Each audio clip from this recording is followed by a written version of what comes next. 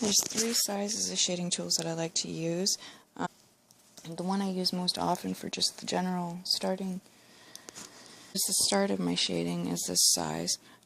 And then I like to use this size, which is the tiniest tiny one, so that I can get into these little areas of the eye to shade. And then all the detail work when I get into the teeth and into the just the iris of the eye, and just fine little things I use for that.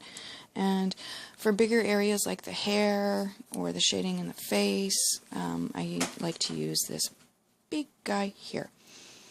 But my favorite one to use is this one. That's why it's so dark. And I just use an eraser, rub off all this excess. So, I got off track there with my shading tools. What I did when I started drawing again, I went online, and I couldn't even tell you who the people I viewed for tutorials. I can't remember their names because honestly I wasn't thinking I'd have to refer back to that. But I watched a lot of tutorials on how to realistically draw. And you will notice that I don't, like, if you are an artist, I'm very sorry because you're probably really mad at everything I'm doing because I'm doing it all wrong. Like one thing I'm doing right now, like I try to go in one direction with my pen, my shading tool, because you can wreck the paper, because paper isn't flat. It's, if you look under a magnifying glass, it's very rigid, and you can get different kinds of paper that do have different textures to them. If you're going up and down, you're creating a dark spot or a shade that you won't be able to erase later, and it's actually wrecking the paper.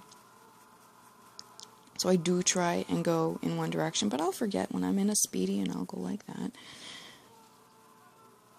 And some people, like, they will do the initial drawing like this, and then bubble out the shading areas with a pencil, with a line, like actually draw a circle in all the different shading areas. I tried that once, and it really did not work for me at all.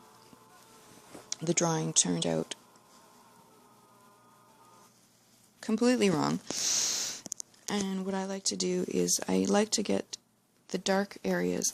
I will draw an initial line for that dark area. And then as it gets lighter, I will shade it out to the lightest area. I'm probably not doing, that's probably not the proper way, and I'm sorry. Like I said, I do this for enjoyment. And I just wanted to share how I do it.